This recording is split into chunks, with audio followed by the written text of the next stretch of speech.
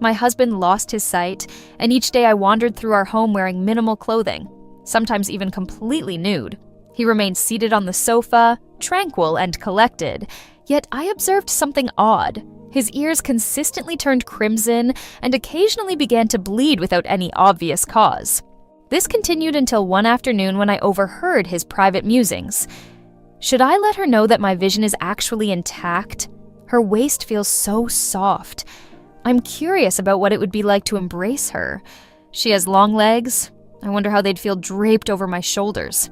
"Enough!" I yelled, hurrying to cover his mouth, my heart racing. I had just come back from a nightclub, utterly drained both physically and mentally. My father was lounging on the couch, arms crossed with a smile on his face.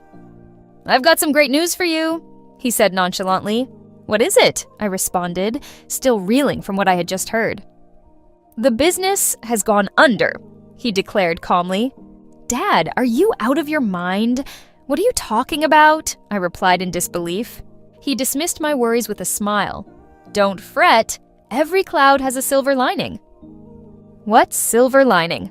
I have a bad feeling about this," I murmured, anxiety building within me. He went on, "Vincent's family is planning to arrange your marriage." "The Wen family?" I gasped. "They only have one son, Vincent, who was recently blinded in a car crash." I couldn't believe it. "I have to marry a blind man? No way, I'm not ready for that," I protested. "So you're giving up your daughter?" I retorted, feeling like I was confronting an insurmountable obstacle. My mind raced.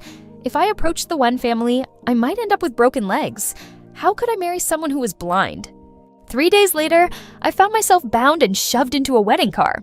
At the ceremony, the host inquired, "Mr. Vincent, do you accept Miss Jenny as your wife?" The man before me, with deep, cold eyes, resembled a movie star in his sleek black suit. "I do," he replied, his voice icy. This blind man, I thought. Handsome or not, good looks won't pay the bills. The host then turned to me, asking, "Miss Jenny, do you consent to marry Mr. Vincent?" "I don't want to! I don't want to!" I screamed. But before I could continue, the bodyguard swiftly silenced me by covering my mouth. The host kept his courteous smile. "Very well. It appears you two are perfectly suited for each other." That night, still bound and thrown onto the marriage bed, I cursed my father until I was breathless. Feeling sleepy, I began to drift off, but then I heard someone enter the room. The sound of polished shoes clicking on the wooden floor echoed in my ears, jolting me awake. "Help! Forced marriage! Help!" "Jenny?" the man called out, methodically adjusting his cuffs. His voice was like a chilly rain on a winter night, sending shivers down my spine. "What are you going to do?" I asked, watching him as he approached.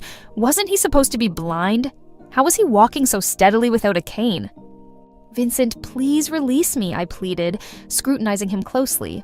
"I can introduce you to someone else, my best friend. She's beautiful and kind. Please, I'm begging you," I cried, my voice shaking with desperation.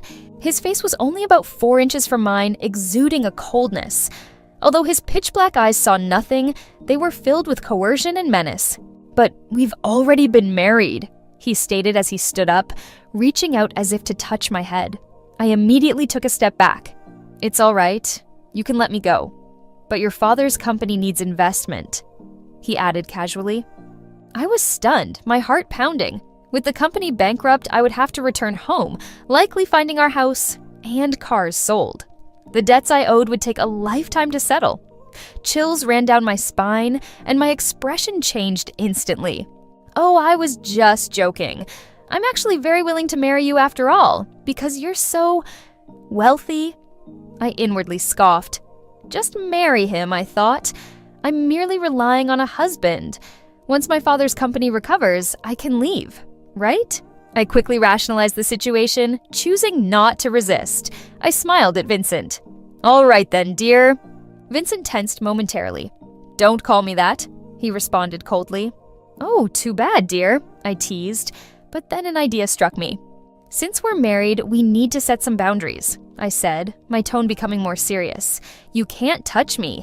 I'll sleep in the bed and you can sleep on the couch. We have a guest room at home after all." Vincent begrudgingly rubbed his forehead. "Fine. You sleep in the guest room," he agreed. The next morning, I woke up to find Vincent already at work. How could he work if he couldn't see? Just as I was pondering this, I felt an intense heat. I glanced at the air conditioner. The temperature was showing 102 degrees Fahrenheit, 39 degrees Celsius. I searched everywhere for the remote. "Where's the remote?" I muttered in frustration. "Hey Siri, turn on the air conditioning." No response. Overwhelmed with irritation, I lost my composure and stripped off all my clothes, collapsing onto the sofa in a fit of anger. I fell asleep in that state. Suddenly, the front door opened. I heard familiar footsteps approaching. I woke up abruptly. "Wait, don't turn on the light. I'm not dressed," I yelled, realizing I was only in my underwear. But it was too late. The light flicked on. Vincent stood in the doorway, his gaze unfocused. I had forgotten. He's blind. I felt a wave of relief and continued lying on the sofa. "You're back," I said casually. "Come on, make some food. I'm starving." "You haven't eaten all day." Vincent seemed slightly uneasy for some reason, avoiding my gaze.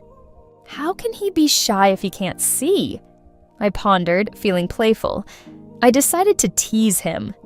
I approached him barefoot, almost pressing my body against his. "Dear, am I attractive?" I asked, placing his hand on my waist. Vincent's pupils narrowed, his face flushing red. "You're beautiful," he mumbled, quickly turning his head away. "You can't see anyway, it's pointless," I said with a grin, turning away. As I walked away, I heard Vincent's confused voice behind me. "Can't see? Who told you I can't see?" He paused, then added, "Yes, I lost my sight in the accident." "Then get it treated immediately," I responded, heading upstairs to take a shower. After showering, I considered wearing a bathrobe, but remembered there were no cameras in the house, and I only had a blind husband. So I opted to stay naked. It was simply more comfortable.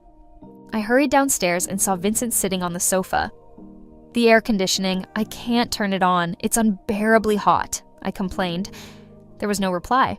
Confused, I looked down and saw Vincent sitting silently, his ears red, not meeting my gaze. "Can't you hear me?" I asked, reaching out to grab him by the collar. To my surprise, fresh blood began to flow from his nose.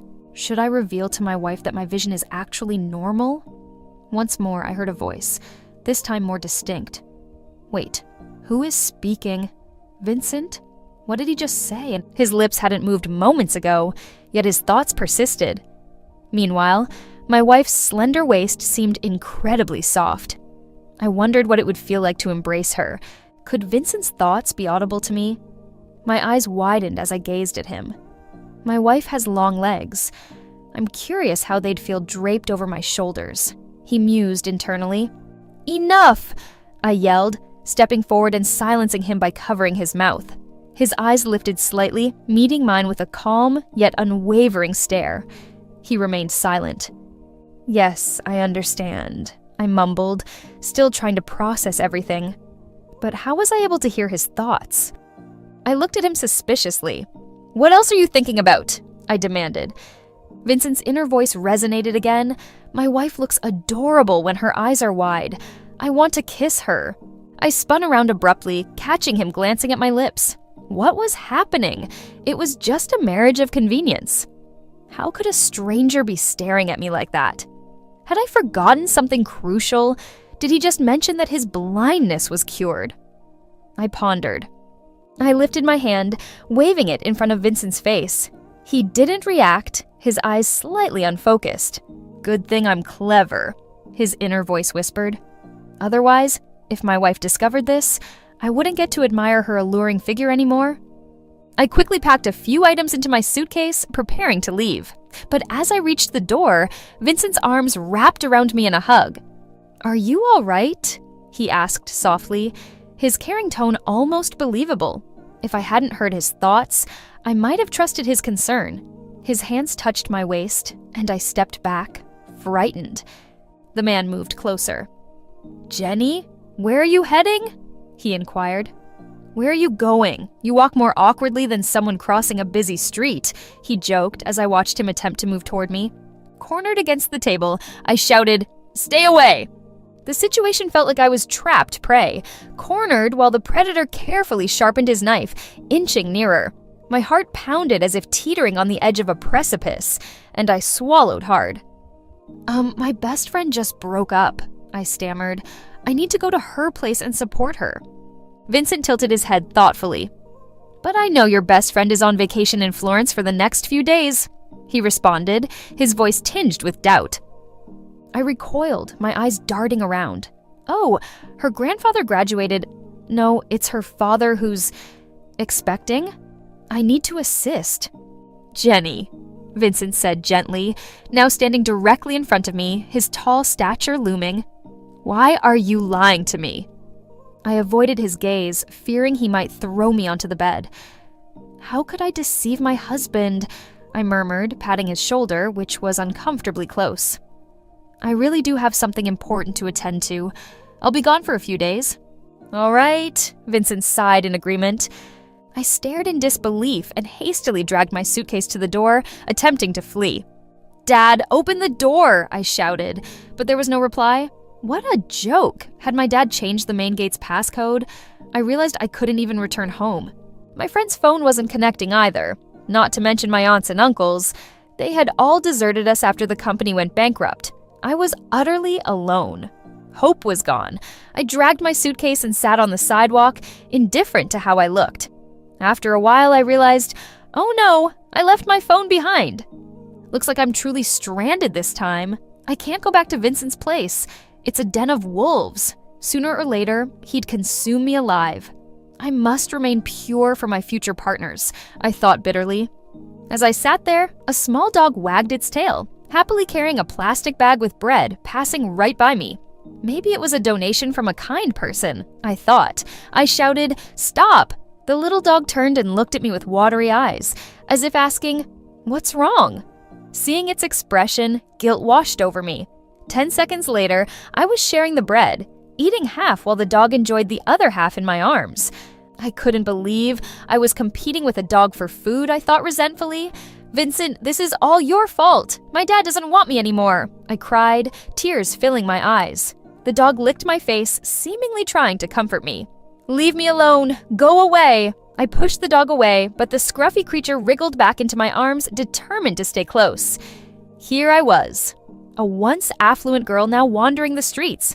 It was impossible to find a job, and I thought I'd rather be arrested and sent to prison. At least there'd be food, and after what felt like endless hunger, I finally gave up. I secured a job as a waitress in a bar, and the little dog followed me around, wagging its tail happily. "Did you hear? Vincent's new wife disappeared," a voice whispered at the bar. I know. Vincent looked as gloomy as the bottom of a shoe when he found out," another responded. "Vincent is so nice. Why would she run away?" a curious customer asked. "She couldn't handle it, I suppose. A poor young girl," someone added. "Who knows?" another said. "But judging by Vincent's reaction, if they find her, she'll probably be confined at home." I shivered as I listened to their conversation. Just then, a familiar figure entered the bar, holding a phone and asking, "Have you seen this girl?" It was Vincent's crew. I immediately stopped serving and tried to flee, but the person at the booth behind me insisted, "Where are our drinks, waiter? You, the skinny one who looks like a praying mantis." My arm was grabbed as I attempted to leave. "Where are our drinks? Why do you look so familiar?" Desperate to escape, I kicked out with my foot and then turned to run. "Jenny, I recognize her," someone shouted. "Quick, catch her. Vincent will reward us handsomely." "Vincent, you bastard," I muttered to myself as I sprinted toward the narrow staircase. I yelled as I ran, "It's all your fault. I feel like a wanted criminal now." The ill-fitting uniform slowed my steps, and in desperation, I tore off the tight skirt and continued down the stairs. But as soon as I turned a corner, a hand reached out and firmly covered my mouth. Simultaneously, someone pulled me back. "Got you!" A low, hoarse voice echoed in the dark, empty stairwell. The sound was chilling. I found myself being tightly held by a tall, warm body, as if being pressed deeply into someone's embrace. "Vincent?" I tried to scream, but my chin was lifted. "Be careful. It'll hurt if you struggle," he warned. The next moment, he kissed me passionately, biting my lip in the process. I was forced into submission, unable to breathe. My resisting hands gradually relaxed, appearing compliant. Time seemed to stand still in the stairwell, filled only with the sound of our rapid heartbeats, the indistinct noises of kissing, and the rustling of clothes. This was punishment. Vincent finally released me, our noses nearly touching as he breathed heavily. Tears welled up in my eyes as I looked up. "It's all your fault. My dad doesn't want me anymore," I sobbed. Vincent reached up to brush a stray strand from my cheek. "Blame me all you like. It's fine, I have you now." His words snapped me back to reality. "Why did you kiss me?" I demanded, trying to pull away and step back. "Your eyes weren't truly hurt, were they? You deceived me," I exclaimed in shock. "So, you discovered the truth," Vincent responded, giving me a sideways glance without any sign of being disturbed. "You creep," I shouted. "You saw my underwear?" "And so?" Vincent rose to his full height, towering over me. "After all, we're married." "But I don't like you," I protested.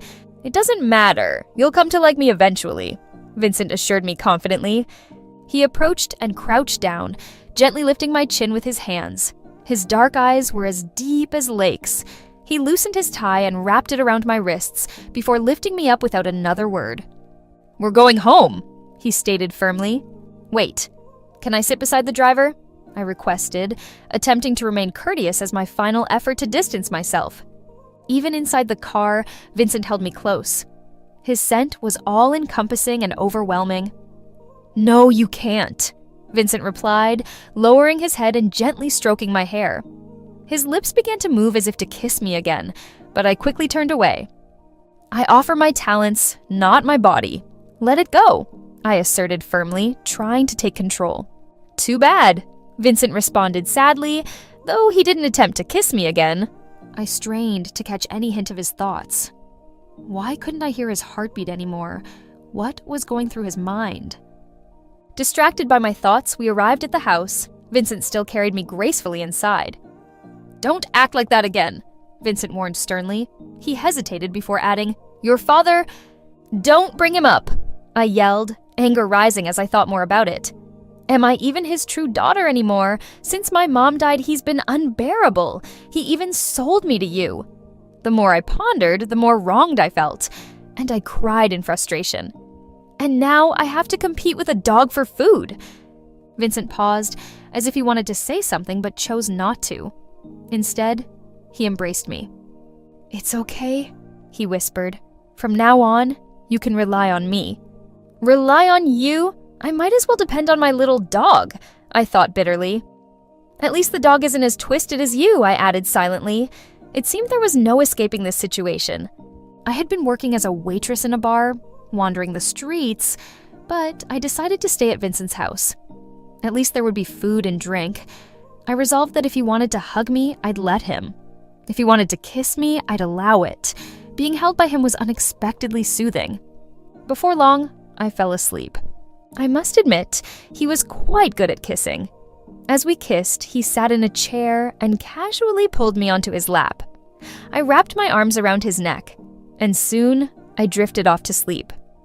However, in the middle of the night, I woke up feeling hot. I realized the master bedroom's air conditioning was broken. I'll just sleep on the floor. It'll be cooler, I thought.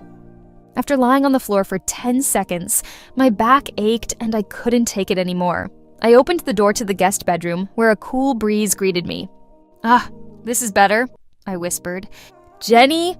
Vincent called from the bed as he fumbled to turn on the bedside lamp. "What's wrong?" Today, I checked the feng shui on my phone and it said the master bedroom's feng shui is bad. "Let's switch rooms. You take the master bedroom," I suggested quickly. Before Vincent could object, I pushed him out of the room and locked the door behind me. Air conditioning, here I come. I breathed a sigh of relief. But just as I began to celebrate, the locked door shook violently. I heard a key turn, and before I could react, the door swung open and Vincent approached the bed. "Jenny," he called. I hid my face in the blanket, pretending to be half asleep. "I'm tired. Stop messing around. Go back to sleep," I mumbled. In the next moment, the bed gently sank, enveloping me along with the blanket. "Roll over," Vincent whispered. I struggled fiercely. How could I sleep next to a man? This was my boundary. But as I continued to fight, I realized something. Wait a minute. This was actually quite comfortable. I lifted my legs and rested them on Vincent's waist, curling into his embrace like a doll. It felt incredibly safe. I hadn't felt this comfort since I was 5 after my mom left. "All right, let's just hug for one night," I murmured, drifting into a deep sleep, unaware of the satisfied smile on Vincent's face in the darkness. I slept until 7 in the morning, and when I woke up, Vincent was already gone. I got out of bed and went outside to walk the dog, play with the cat, and even joined an elderly man practicing Tai Chi. "Girl, don't learn this from me. You might hurt yourself," he chuckled. As I stretched stiffly, I accidentally kicked over a railing. Fixing it, I suddenly noticed a familiar figure across the street. Tall and slim, wearing a black windbreaker, he was smiling warmly and chatting charmingly with an elderly lady by the roadside. But when he turned and saw me, his smile vanished instantly. My heart raced. My feet moved on their own as I began to follow him. "Alan, Alan," I called out. The man reluctantly stopped and gave me a cold glance. "What is it?" he asked sharply. I nervously held my clothes tightly, asking, "How have you been lately?" "Thanks to you? Not bad," Alan replied, frowning and taking a step back. "We haven't seen each other in ages. Can we have a meal together?" I gathered the courage to ask. Alan was the guy I had a crush on for 4 years. Unfortunately, he had always liked someone else. After the college entrance exams, he had asked me to deliver a love letter to that girl. The next day, I tried to explain, but the girl had already gone abroad. Alan had somehow learned about my crush on him, so he destroyed the love letter. "If it weren't for you, Wendy would have stayed," Alan had once told me. Biting my nails, I began to apologize again. "I'm sorry, but I really didn't tear up that love letter." "Enough," Alan interrupted coldly. "We shouldn't see each other again in the future." I stood there, stunned. I felt so foolish that all I could say was, "I'm sorry," but my words did nothing to clear my name. "Are you still holding a grudge against me?" I asked softly, panic rising inside me. Alan didn't respond to my invitation for dinner. He just walked away. "I wanted to talk about that love letter," I started, but Alan interrupted me sharply. "Don't waste your time." He began to walk away once more, and in a last-ditch effort, I reached out to take his hand. "Alan, wait!" "Release it," he responded firmly, pulling his hand back as if repulsed by it. I collapsed to the floor, and he hesitated for just a second, glancing back at me with a cold expression before departing without another word. I remained seated for what felt like ages, my eyes burning with unshed tears until a figure approached me. "Are you okay?" Vincent inquired, his stern eyebrows knitted with worry as he crouched down to lift me up and take me home. It wasn't until I was lying on the bed that I comprehended what had transpired. "Vincent, why aren't you at your job?" I asked, my voice slightly shaky. Vincent bowed his head, gently blowing on my injury. "I forgot my paperwork," he explained. He then lifted my foot onto his knee, securing it with his left hand, while using his right to apply iodine to the scrape. "If it hurts, you can scream," he murmured softly. "Why didn't you ask your assistant to retrieve them?" I questioned, but Vincent remained silent, entirely focused on tending to my wound with remarkable gentleness. I watched him, a sudden bitterness filling my heart. "I didn't destroy that love letter, Vincent," I whispered. "Do you trust me?" He paused briefly before responding, "I do believe you." Vincent and I had been classmates in high school for a year. During that period, I had been relentlessly pursuing Alan. Once, I had fallen into the water, and someone had rescued me, but they left before I could express my gratitude. When I regained consciousness, I searched everywhere to identify my rescuer.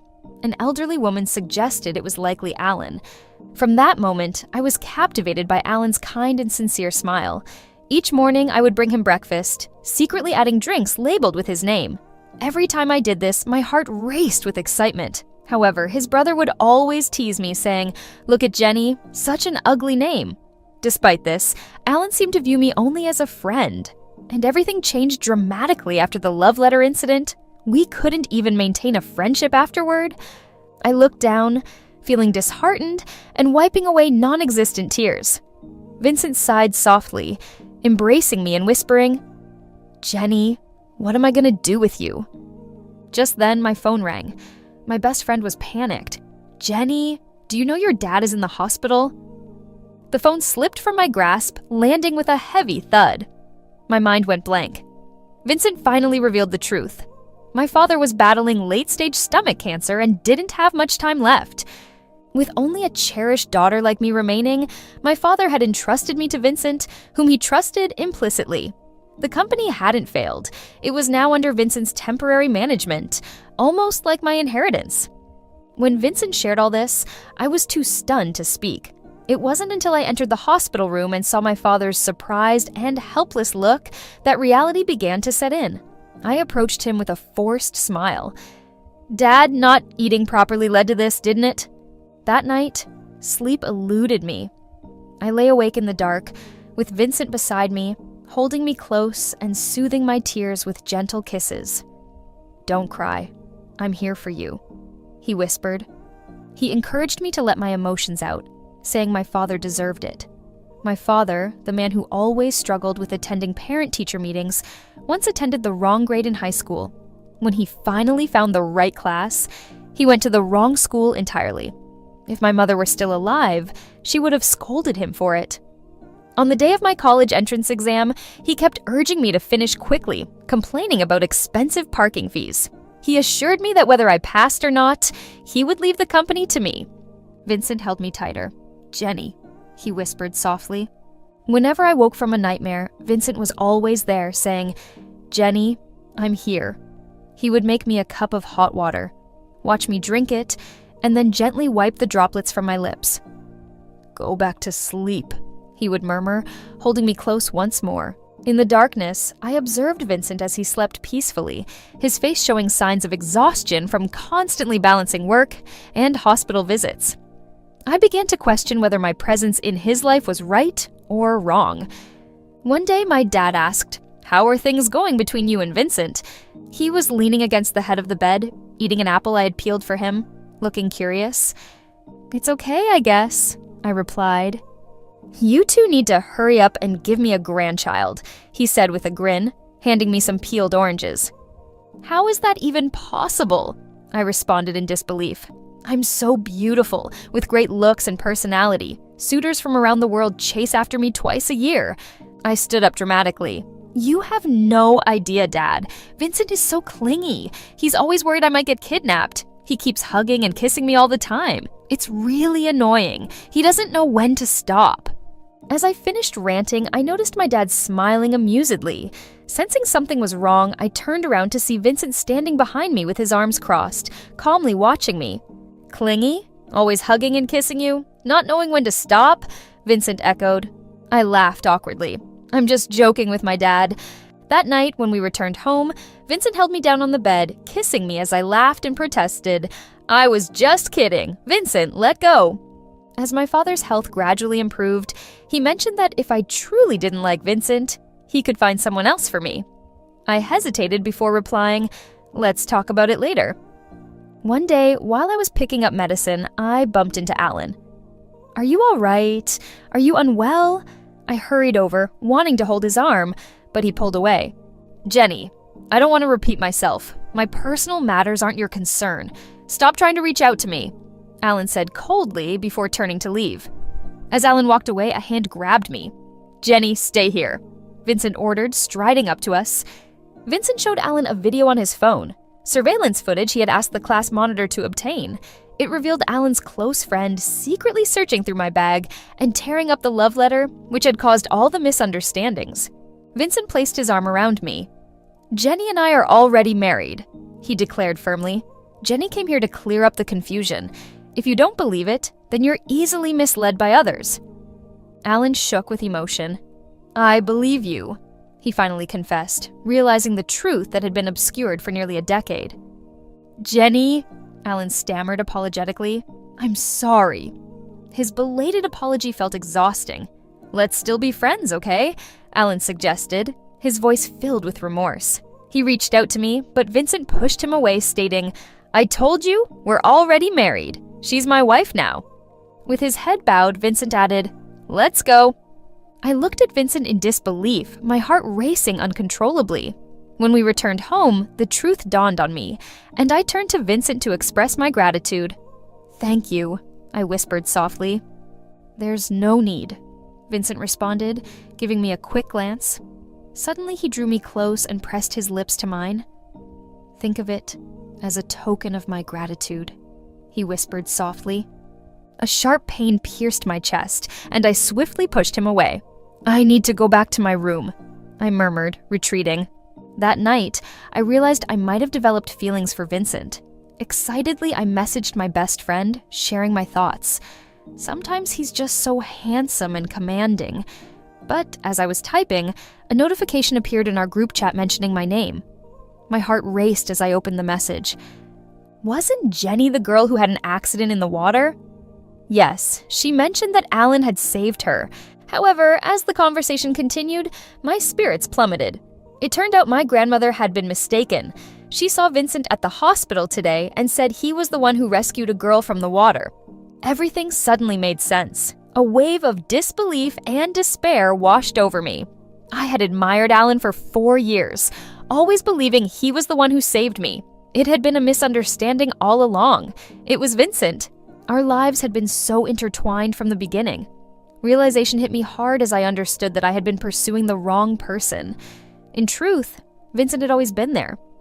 Could I now genuinely start to develop feelings for Vincent? Absent-mindedly clutching a stuffed toy, I watched Vincent emerge from the bathroom after his shower, shirtless. I glanced at him awkwardly. "If you want to see, just look directly," Vincent teased as he dried off with a towel. He casually tossed it into the laundry basket and added, "Why sneak a peek when I'm right here?"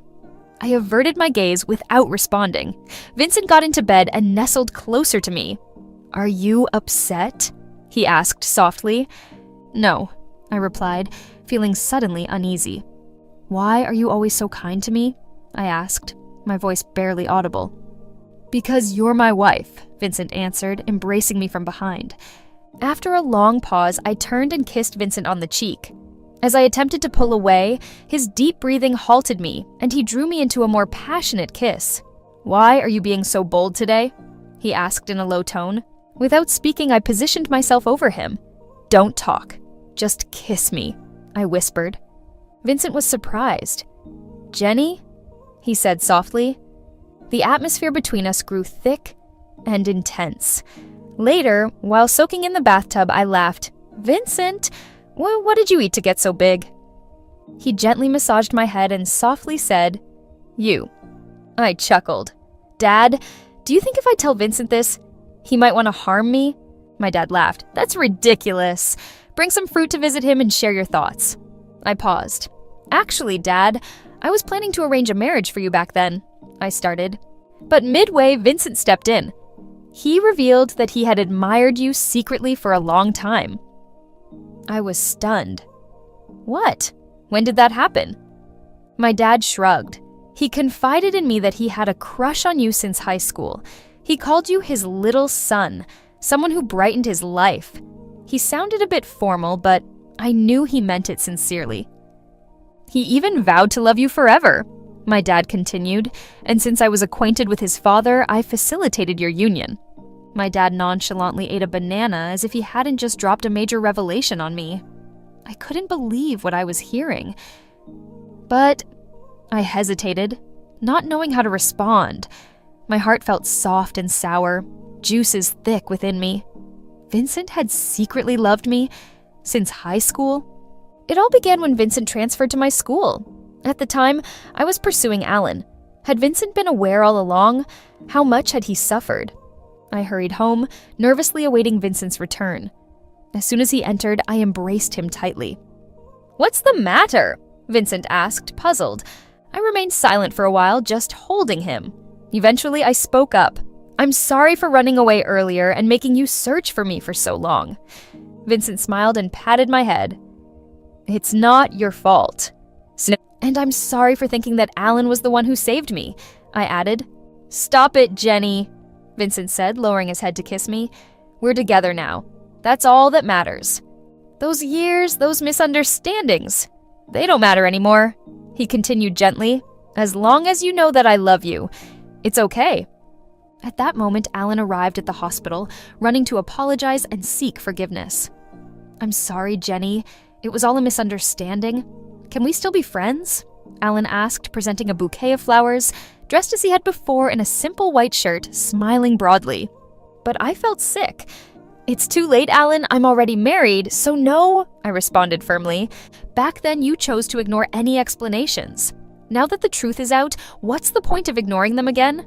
I confronted him. "Jenny, Alan tried to move closer, reaching to embrace me.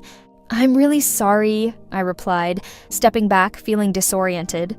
Something I had yearned to hear for years. "I'm sorry," now felt meaningless. If there had been misunderstandings, I no longer cared. "I'm married to Vincent. Don't seek me out again," I stated, my voice steady. "Jenny, your marriage is just an arrangement. You can't really love him. You loved me for so many years, right?" Alan pleaded, trying to convince me. "I've changed my mind now," I answered. "If you agree, I'll divorce Vincent right away and marry you." "Who says I don't like Vincent?" I retorted. "He's wealthy and kind." "Sorry, you should leave." As I turned away, I saw Vincent leaning against a nearby car door. I wasn't sure how long he had been eavesdropping. Our eyes met briefly and I quickly looked away. "What did you just say? Wealthy and kind?" Vincent smirked.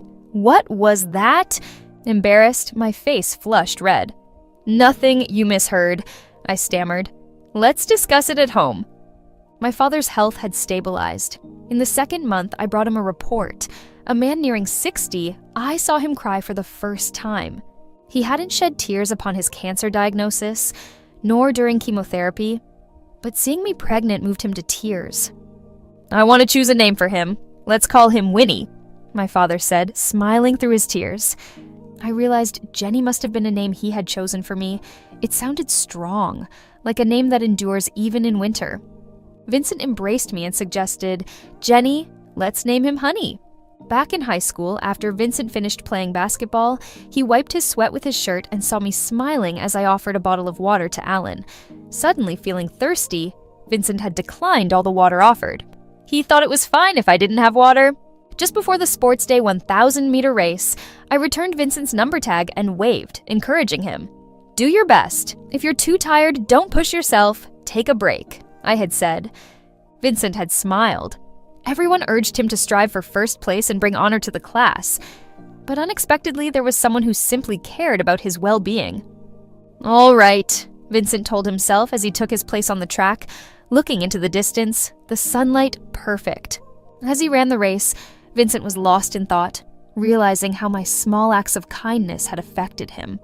He remembered all the times I cheered for him, and in those moments, I had unknowingly become significant in his life. As months went by, my pregnancy advanced, and Vincent's support for me grew stronger. He was always attentive, ensuring my comfort and that I lacked nothing. My father's health improved, and I visited him often. One day, my father said, "You know, Jenny, I think Vincent is a good man. He truly cares about you."